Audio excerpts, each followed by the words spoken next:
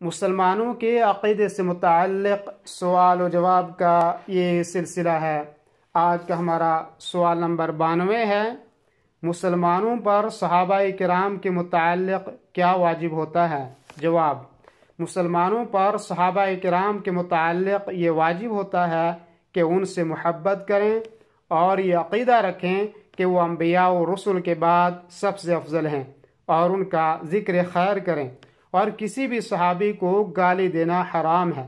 رسول اللہ صلی اللہ علیہ وسلم نے فرمایا: لا تسبوا اصحابی فوالذی نفسی بیدہ لو ان احدکم انفق مثل احد ذهبا ما ادرک مد احدہم ولا نصیفہ، رواہ البخاری و مسلم۔